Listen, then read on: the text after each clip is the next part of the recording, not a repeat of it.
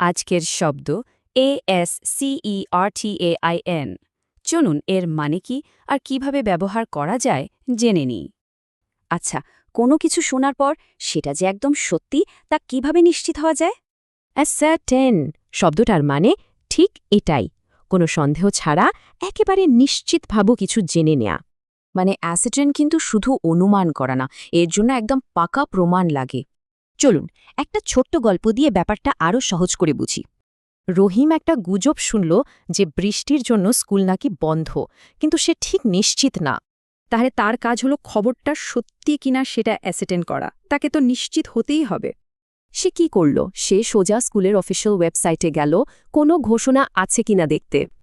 আর ওয়েবসাইটে সে সত্যি সত্যি নোটিশটা পেয়ে গেল, মানে সে ফ্যাক্টটা অ্যাসার্টেন করে ফেলল।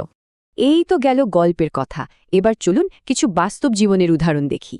যেমন ধরুন, একজন ম্যানেজারের বিক্রি কমে যাওয়ার কারণটা নিশ্চিতভাবে জানতে হবে। এখানে অ্যাসার্টেন মানে হলো ডেটা আর রিপোর্ট ঘেটে আসল কারণটা খুঁজে বের করা।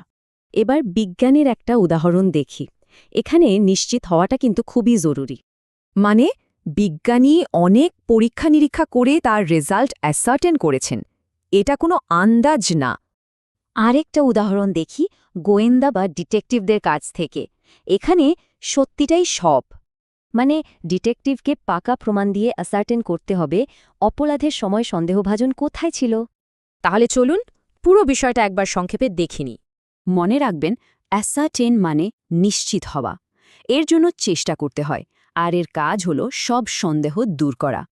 এবার ভাবুন তো, আজ এমন কোনো জরুরি বিষয় কি আছে যা আপনাকে অ্যাসার্টেন করতে হবে?